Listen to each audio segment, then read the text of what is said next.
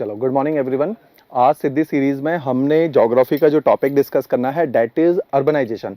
तो अर्बनाइजेशन अगर GS1 में हम ज्योग्राफी को देखेंगे, ऑल्दो हमारी क्या टेंडेंसी रहती है कि हम ना ये कितना ऑब्वियस टॉपिक है और हर बार हम लोग मिस कर रहे हैं इस टॉपिक को। मैं देखता हूं कि बच्चे जब ज्योग्राफी की तैयारी भी करते हैं तो अर्बनाइजेशन एक टॉपिक जब यूपीएससी ने एक्सप्लिसिटली मेंशन किया हुआ है डिस्पाइट ऑफ द फैक्ट, और उसके बाद भी बच्चे जो हैं उसको प्रिपेयर नहीं कर रहे हैं। और अगर हम प्रीवियस ईयर सवाल देखें तो अर्बनाइजेशन के जैसे आज केवल 2 क्वेश्चन में डिस्कस करूंगा, तो यू विल सी कि अर्बनाइजेशन में पिछले 5-7 सालों के अंदर 7-8 क्वेश्चन आए हुए हैं कि ऑलमोस्ट हर साल एक क्वेश्चन कंसिस्टेंटली अर्बनाइजेशन के ऊपर आया हुआ है। इसका मतलब अर्बनाइजेशन एक इंपॉर्टेंट फैक्टर है, एक इंपॉर्टेंट फिनोमिना है जिसको यूपीएससी बहुत फोकस कर रहा है। तो अर्बनाइजेशन में अगर हम देखेंगे तो अर्बनाइजेशन में जैसे जो सवाल पूछे गए हैं, तो अर्बन फ्लडिंग, जैसे जो ये वाला सवाल मैंने लिखा हुआ है, ये अर्बन फ्लडिंग के फिनोमिना के ऊपर सवाल लिखा हुआ है। ऐसे जो नेक्स्ट हम क्वेश्चन डिस्कस करेंगे वो अर्बन एरिया से रिलेटेड पॉल्यूशन की प्रॉब्लम को एड्रेस कर रहा है। तो इस प्रकार से अर्बन एरियाज के क्लाइमेटिक इन्फ्लुएंस, अर्बन एरियाज के डिजास्टर से लेकर प्रिपेयर्डनेस,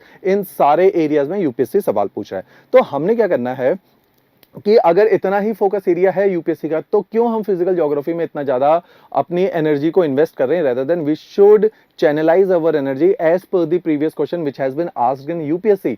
तो ये हमारा फोकस होना चाहिए। तो उसी चीज में फोकस डालने के लिए या उसी एरिया में फोकस डालने के लिए ये जो सिद्धि सीरीज हम डिस्कस कर रहे हैं, तो इसमें हमारा प्राइमरी फोकस क्या है, at least you people get to know कि भाई टारगेट एरिया क्या है हमारे यूपीएससी में। क्योंकि मैं बार बार हर अपनी क्लास में बोल रहा हूं कि ओनली 2 थिंग्स विल डिटरमाइन कि यूपीएससी को अगर आपने गॉज करना है, यूपीएससी को एंटिसिपेट करना है, तो your focus should be on the first part. Your focus should be कि आपको सिलेबस अच्छी तरह पढ़ा होना चाहिए और उस सिलेबस से रिगार्डिंग जो भी सवाल आए हैं प्रीवियस 7 सालों में, 2013 के ऑनवर्ड जब से पैटर्न बदला है, तो आपने देखना है कि किस प्रकार से सवाल पूछे जा रहे हैं उस सिलेबस से। तो वहां से आप आइडिया लगा लो कि यूपीएससी किन एरियाज में फोकस कर रहा है और what is the nature and depth of the question. तो ये काम आपका previous year question and syllabus से ही हो पाता है। तो उसी डायरेक्शन में आगे चलते हुए the first question of urbanisation which we are discussing here is, the question is put in this way: major cities of India are becoming more vulnerable to flood condition, full stop, discuss।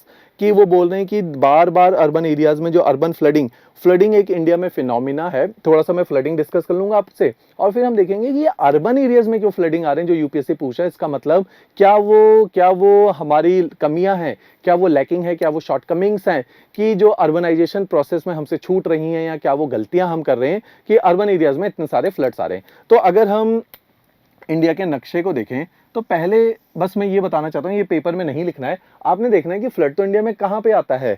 अगर आप देखोगे Himalayan वाली belt में, यहां तो flood नहीं आएगा, हिमालयाज में फ्लड नहीं आएगा, पेनिनसुलर इंडिया के अपलैंडेड पार्ट में भी फ्लड नहीं आएगा। तो फ्लड आता है हमेशा उन इलाकों में जो फ्लड प्लेन्स हैं या डेल्टाइक रीजन है। वो डेल्टाइक रीजन कौन से हैं? नॉर्थ इंडियन प्लेन्स जहां ब्रह्मपुत्र रिवर चलती है, वो प्लेन्स जहां पे गंगा रिवर चल रही है, वो जगह है जहां पे यमुना रिवर चल रही है, यहाँ पे फ्लडिंग होती है। तो फ्लडिंग मेजरली आपके यूपी वाले एरिया में, बिहार वाले एरिया में या बंगाल वाले एरिया में, यहाँ पे पंजाब वाले एरिया में फ्लडिंग एक फिनोमिना है। अगर आप पेनिनसुलर इंडिया में देखोगे तो कोस्टल बेल्ट के ऊपर, कोस्टल प्लेन्स में, particularly eastern part of India में फ्लडिंग एज अ फिनोमिना है।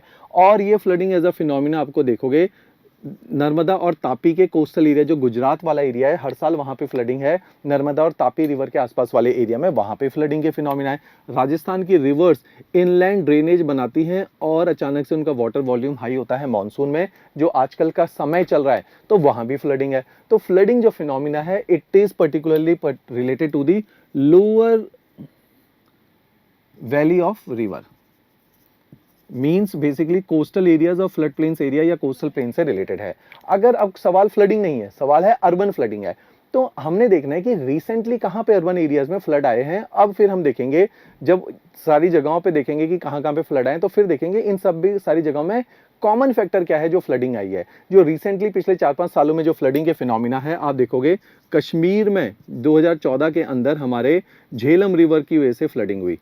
हमारे अहमदाबाद में, जो कि एक अर्बन एरिया है, फ्लडिंग आई। सूरत में फ्लडिंग आई, जो तापी रिवर के कोस्ट के ऊपर है। हमारे को फ्लडिंग देखना पड़ा चेन्नई के अंदर, हमें फ्लडिंग देखा मुंबई के अंदर। तो ये अर्बन एरियाज में फ्लडिंग क्यों आई है? तो इन सारे कॉमन एरियाज में निकलता है कि कहीं ना कहीं अर्बनाइजेशन में हमने कोई गलतियां करी हैं। सबसे पहला, हमने अर्बन एरियाज उन जगहों पे बनाए हैं जो रिवर के किनारे हैं। रिवर बैंक्स के ऊपर आप इतना बड़ा शहर बसा लोगे तो कभी भी रिवर का वाटर वॉल्यूम बढ़ेगा तो ऑब्वियसली आपके शहर में फ्लड आएगा। Means encroachment in the wetlands of rivers. तो first condition is encroachment in the wetland, उसकी वजह से फ्लडिंग आ रही है, एनक्रोचमेंट है। दूसरा, अगर हम फैक्टर को आइडेंटिफाई करेंगे कि किसकी वजह से फ्लडिंग आ रही है, तो आप बोलोगे पुअर अर्बन प्लानिंग, कि आपके अर्बन एरियाज में आपने ग्रीन स्पेसेस को नहीं छोड़ा है, सारा कंक्रीट जंगल बना दिया है आपने अर्बन एरियाज को, और कहीं पर भी वाटर पेनिट्रेशन के लिए, वाटर सीपेज के लिए या पर्कुलेशन के लिए स्पेस नहीं छोड़ा है, सीमेंट के नीचे पानी नहीं जा पा रहा है, तो सारा पानी जितनी भी बारिश हुई है, मीटरोलॉजिकल अगर जो रेनफॉल है वो सारी पानी जमीन के ऊपर ही बहने वाला है।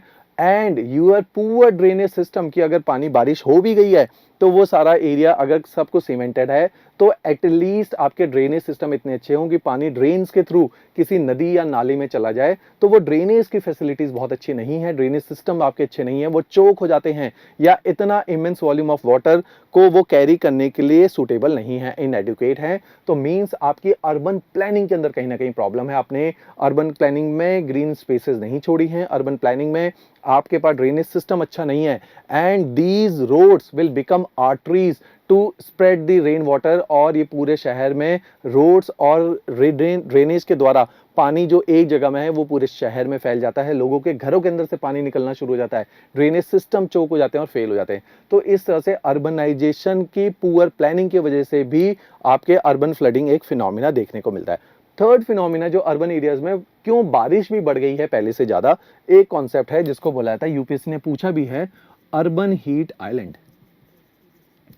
अर्बन हीट आइलैंड का मतलब है कि अर्बन एरियाज का टेम्परेचर आसपास के एरिया से, जो ओपन एरियाज हैं, विलेजेस हैं, उनसे थोड़ा सा ज्यादा होता है, और ये आइलैंड की तरह बिहेव करते हैं कि जैसे आइलैंड एक समुद्र के बीच में होता है, ऐसे ही अर्बन एरियाज में हीट का लेवल ज्यादा होता है, टेम्परेचर ज्यादा है as compare to the temperature of the surrounding.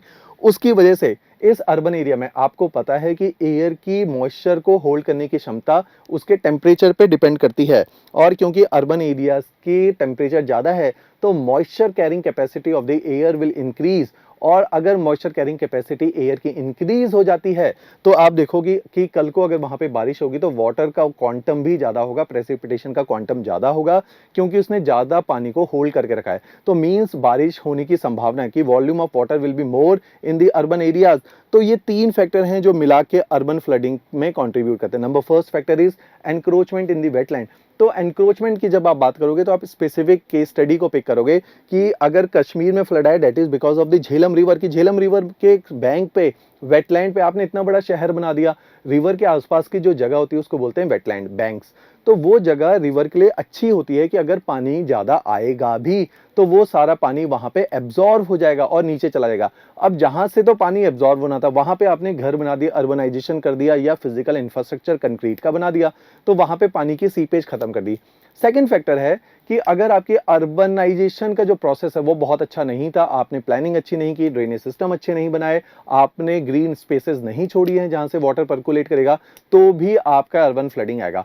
Third factor है कि आपके अर्बन एरियाज बाय डिफॉल्ट ज्यादा बारिशें कर रहे हैं अर्बन एरियाज में, और उसकी वजह से वॉल्यूम ऑफ वाटर जो है पहले से ज्यादा बढ़ चुका है। तो these are the few examples, या these are the few reasons behind which we could see there is a surge in the urban flooding condition in India। तो डिस्कस सिंपल एक कमांड इन्होंने यूज किया है, डेरिवेटिव बहुत simple है, तो with example हमने इसी स्टेटमेंट को एलाबरेट करते हुए जाना है। आपने पॉइंटर्स की फॉर्मेट में भी इसको अगर प्रेजेंट करोगे तो कोई गलत नहीं है। अर्बन हीट आइलैंड का एक छोटा सा मैप बना देना चाहे तो, या चाहे इंडिया में अलग अलग अर्बन एरियाज का मैप बना देना जहां पे फ्लडिंग आई है। जैसे मुंबई में फ्लडिंग आई है, मीठी रिवर एक मुंबई के पास में है, उसके एनक्रोचमेंट पे मुंबई सिटी बना है जहां पे फ्लडिंग आई है। झेलम के साथ हम कश्मीर को रिलेट कर देंगे, और सूरत और इन सारी जगहों को ऐसे रिलेट करते हुए जाएंगे with the specific wetland of a river. तो ये एक क्वेश्चन की डिमांड थी जो हमने यहाँ पे केटर करी है। तो this is the question which we have picked in the domain of urbanisation. तो आज एक ही सवाल हम लोग करते हैं इसमें, नेक्स्ट सब्सिक्वेंट लेक्चर में अर्बनाइजेशन से रिलेटेड जो और सवाल आए हैं वो हम लोग डिस्कस करेंगे। ऑलराइट, चलो, थैंक्स अ लॉट।